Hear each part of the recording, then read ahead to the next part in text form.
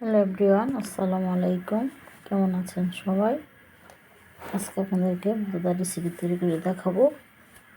সেটা হচ্ছে সিম এবং কফি দিয়ে, ফুলকপি। সিম এবং কফি এটা কিন্তু মেয়ের অনেক পছন্দ। ওই যে সাথে এখানে কিন্তু টমেটো, পেঁয়াজ পাতা কুচি, ধনিয়া পাতা কুচি, তারপরে এই মরিচ কুচি রাখলাম কুচি করে। আর এখানে কিন্তু আজ আমি অলগা রেসিপি তৈরি করবো। সেটার সবজি ভালো করে ধুয়ে তারপর রাখলাম, পাত্রে উঠালাম ফুলকপি এবং সিম বিচিওয়ালা সিম। তো এখানে আমি সবজির উপরে মশলা অ্যাড করে দেবো, কারণ সবজি তো কষাতে হবে, সেই জন্য সবজির উপরে মশলা অ্যাড করে দেবো। তাই দেখেন, এই যে আমি ধনিয়ার ফাঁকি দিয়ে দিলাম, এই যে ধনিয়ার ফাঁকি।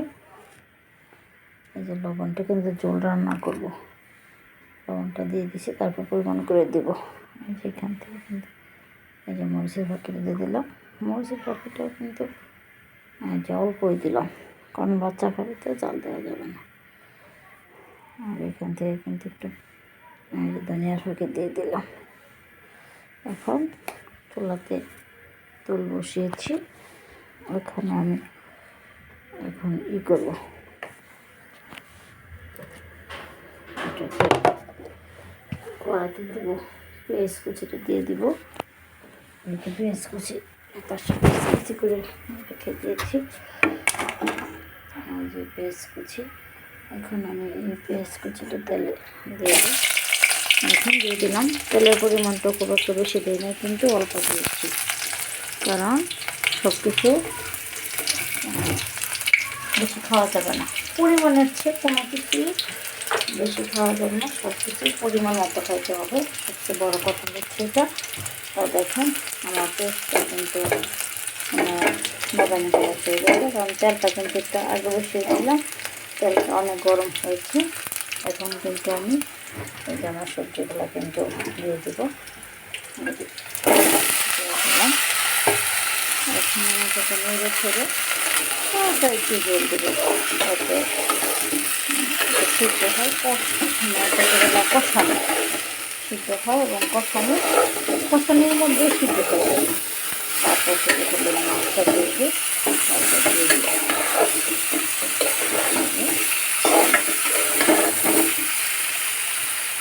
নাড়াচাড়া করলাম, কারণ হালকা একটু জল দিয়ে দিয়েছেন।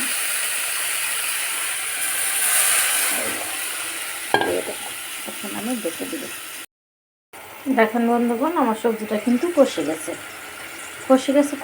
কষানো হয়েছে। তারপরে কিন্তু বিষয়টা হচ্ছে এরকম সিদ্ধ হয়ে গেছে। এখন কিন্তু আমি হালকা জল দিব, তারপরে কিন্তু মাছ দেবো।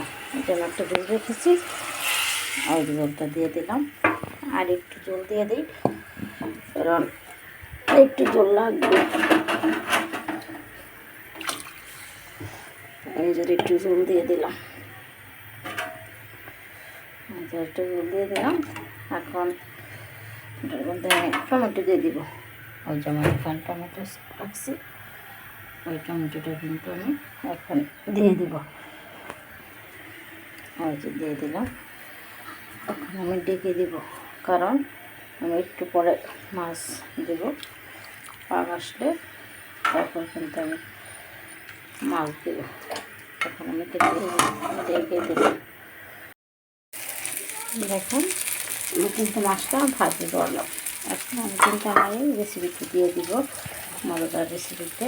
এখানে কিন্তু পুঁটি মাছ, বড় পুঁটি মাছ ভাজি করেছি, আর দেখি মাছ বলে গন্যা মাছ, এটা আমি ভাজি করছি। এখন কিন্তু আমি এই মাছগুলো দিয়ে দিব আমার এই রেসিপিতে। এই যে মাছগুলো দিয়ে দিলাম, সবগুলো মাছ কিন্তু এখানে দিয়ে দিলাম।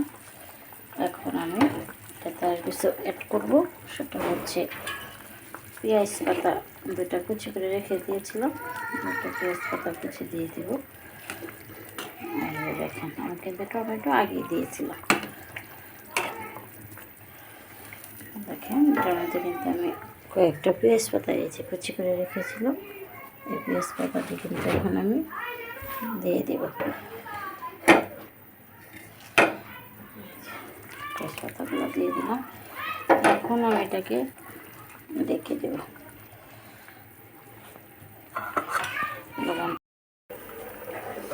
দেখুন ভাইবেরাদা, আমার রেসিপিটা কিন্তু হয়ে গেছে।